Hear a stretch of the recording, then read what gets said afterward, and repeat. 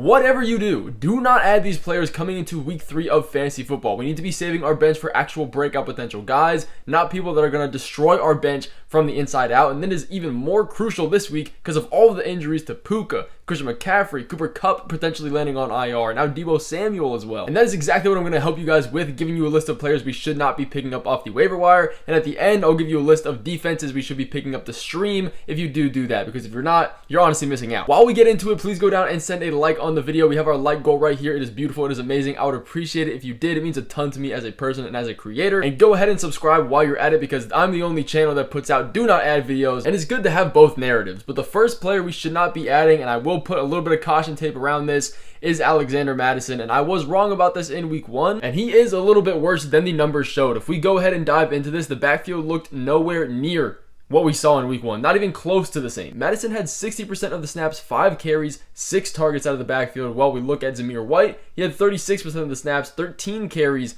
and 2 targets. That was in week 1. Now we look at week 2, Mattison had 22% of the snaps and only 4 carries with no targets. Going to look at Zamir White, he now shows up having 63% of the snaps, 9 carries, 4 targets. Guess what? It does not just end there, because now we have Amir Abdullah, 13% of the snaps here with 2 targets out of the backfield. We can't blame this on the game script because it was close the entirety of the way. The Raiders actually won this game. We can't blame it on injuries because none of the running backs got injured. We can't blame it on bad performance because nobody had a fumble. This backfield is just shaping up to be a complete committee. We were already expecting that with Alexander Mattison and Zamir White. It's fine if you can have the two if they both have different roles. Mattison was looking like that receiving back, but now we have Amir Abdullah in this mix. They're all getting split snaps. If this continues into week 3, we're going to have some big issues. Because if we have all of these running backs exchanging goal line usage, pass catching usage, short down usage, routes run out of the backfield, we are never going to be able to take a guess and start a guy against a good matchup, which is unfortunate because we look at this week. The Raiders get a matchup against the Panthers, which in normal terms, I'd be saying, all right, we can go pick up Alexander Mattison. Again, I'll double down on this. It's a pretty good pickup. But even in this good matchup, we have absolutely no idea how this backfield is going to play out. The only scenario where I'd be like, okay,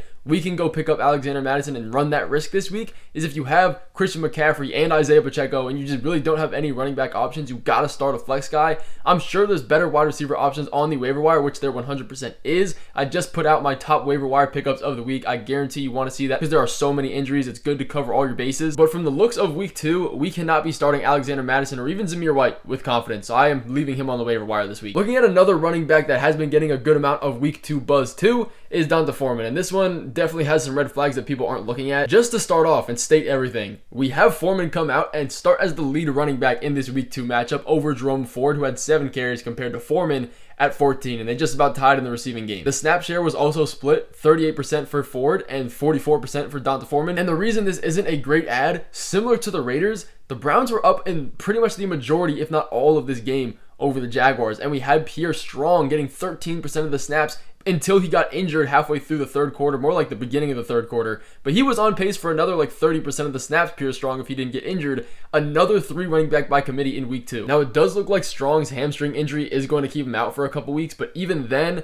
apparently we're going to have a 2 running back by committee. It did not look like anybody was going to take usage from Jerome Ford, but both of these running backs have started to do that. But looking at what to do with this backfield moving forward, Jerome Ford is going to be the receiving back, probably the short yardage too. Foreman is gonna almost 100% guaranteed be that goal line back over Jerome Ford. But does that really matter? Because you also have Deshaun Watson, who's essentially a running back in the red zone. He got a rushing touchdown last week. So if you're taking what little value you have at the running back position, especially in this Browns offense, we cannot be trusting him. We cannot be moving forward, picking him up off our waiver wire because 1, you're either picking him up for late season value, which he doesn't have because Nick Chubb is coming back, or 2, you're picking him up for instant value, which he doesn't have because he's splitting snaps with Jerome Ford, obviously, and Deshaun Watson taking rushing usage. Again, my only exception to picking him up is this matchup. He gets a great one against the Giants. It should be a very run-heavy script for them. They should probably be winning this game too.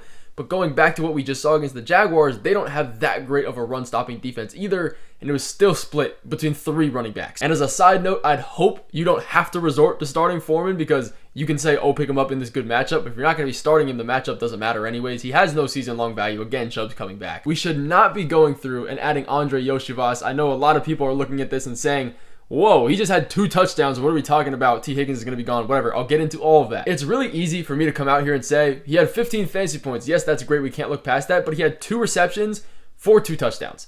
That's kind of unfair of me to say because obviously if you look at the numbers, you can make anybody seem like a good or bad player, but let's look at this game and what actually happened with the snap percentage and with the usage. He was on the field and it was good, and I will not lie to you, the one touchdown he had was very, very good. You have to give him props for getting open and being a target in the red zone in the first place. You don't just get a target because you're on the field. You actually have to earn that, so props to him for that. The main thing for everybody is that T. Higgins is still missing time, so while that's happening, Yoshi will be a plug-and-play start every week, and I don't entirely agree. In week 1 with no T. Higgins, he saw 100% of the snaps in this offense. He was on the field for all of them. He got 6 targets, only caught 3 of them. That's fine. Still not a great fantasy football day, under double digits very, very easily. And then in week 2, he actually comes out and has less snaps. Goes down all the way to 77, only has 4 targets, only catches 2. Again, a little bit of some discrepancy here with the catches. They weren't necessarily all bad balls, so it's not all Joe Burrow's fault. And then you look at the rest of this wide receiver room. Yoshi essentially was that wide receiver too, but he was splitting snaps with Trent Irwin. Now, you can't really take that too much for what it is because the Bengals just run a ton of 3 wide receiver sets. But when they were running 2 wide receiver sets with more tight ends on the field, a heavier personnel, they were splitting the snaps in those 2 wide receiver sets. Irwin and Yoshi were. So that's, again, not really a great sign. Then you look and see the entire tight end room for the Bengals had 16 targets on the day, including Gesicki and everybody else.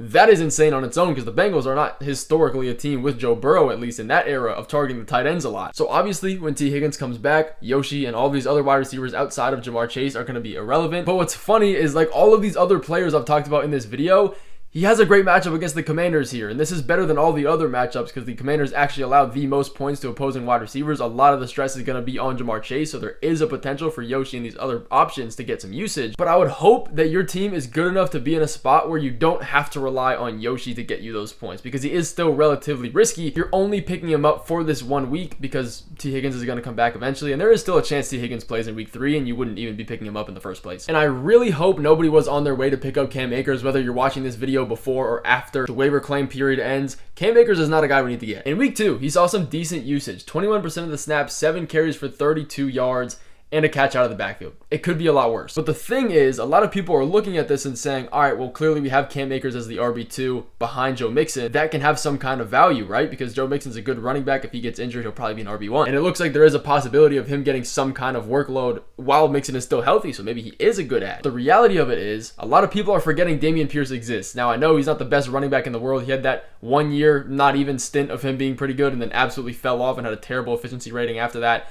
Still, he is the RB2. He operated that way in week 1. He was sidelined because of a hamstring injury. He did not play in week 2, so that left Cam Akers and Dare Ogunbowale, who also split snaps with all of these running backs. So it essentially was a 1A running back and then like a 3A, 3B situation. So even if Joe Mixon were to get injured, it would be a complete committee backfield. Cam Akers is not worth it. He also has a fumbling problem. Another guy that showed some life this last week that we do not need to be picking up is Jonnu Smith. I know that name probably rings in a lot of the Kyle Pitts fans' ears and owners from last year. He had a good game. I will not lie to you. He had 11.3 fantasy points. He had about 7 targets, 53 yards. That looks good, but all of that was only off of 42% snap share. Now, you can look at this in 2 different ways. One being he only had 42% of the snaps, and he still got 6 receptions. That's got to be good. The other way to look at it is the way that it actually is, and that this tight end room is a complete committee. I don't want anything to do with it. Let's look at the numbers. In week 1, you had Julian Hill dominate with 70 almost percent of the snaps for this tight end room. You thought he was going to be that guy. Then in week 2, turn around last week, he had 37% of the snaps. Jonnu Smith had 42, and then we have Smythe playing 43% of the snaps. It is just so messy in this tight end room for Miami. You cannot predict anything. You don't know who's going to be the tight end one. And this seems like clockwork here. Again, the Dolphins have a great matchup against the Seahawks, who allow some of the most points to opposing tight ends. But we can't predict who's going to be this tight end one. We just don't know. Jonnu Smith ran the most routes and obviously had the most targets because of that. I just can't bet on that again, especially if we have Skylar Thompson coming in for Tua this week. We still don't know what that situation is going to look like. You're competing for targets with Tyreek Hill, Jalen Waddle, and you're still splitting the same tight end snaps with other guys in your room. I don't like it. Speaking of good matchups, there's a couple of defenses here that have really, really good ones and are great standalone defenses that are on the waiver wire, barely rostered, and let me get into those right now. The Raiders are easily number 1. They get a matchup against the Panthers, which is very, very good, even if we do have Andy Dalton starting at quarterback over Bryce Young. That is a whole situation in its own. But so far, streaming against the Panthers has proven to average double-digit fantasy points through 2 weeks. It's proven to do the same thing last year. It's just a strong idea to go through and do. This is why we stream defenses. Raiders are great. The Bengals is another one that I'm really liking this week. They get Jane Daniels and the Commanders, who just won a game by putting up 21 points and no touchdowns. That is insane on its own. I watched the entire game. They could not get a touchdown. They couldn't do anything in the red zone. On top of that, Jaden Daniels has taken 7 sacks through 2 weeks. That'll get you some fantasy points. And the Bengals defense on their own have one of the top QB pressure rates in the NFL. It's just the type of defense that they run at the line. They also allow the 9th fewest yards per play in 2 weeks. That's a good stat as well against the Commanders offense that is still trying to figure themselves out. We can also go through and grab the Packers, who are playing the Titans. They have allowed the highest QB pressure rate in the entire NFL by a large amount. We were just talking about the Bengals, but the Titans allow the highest pressure rate. They cannot stop any defensive line. If you've watched any of the Titans game, I'm sure you can tell on your own. Will Levis just has no time. Titans are just going through it offensively in general. Pretty much all of their numbers are so bad. The Packers also have a good standalone defense, so it's a high floor, high upside play. I have them projected for about 8.5 fantasy points. Some other defenses you could look for are the Buccaneers if they are on there. Vikings is another decent one. They lead the league in sacks so far, and they are at home, so that is 2 positives. I'd also go for the Chargers against the Steelers if Justin Herbert is playing this week. They were probably going to be up by a lot, if so, which is going to make Justin Fields make a lot of bad decisions. Again, a lot of sack opportunities for him there. But that is going to finish off this video. Thank you guys so much for watching. I hope to see you guys in the next video coming tomorrow. You are going to want to see that. I will see you later.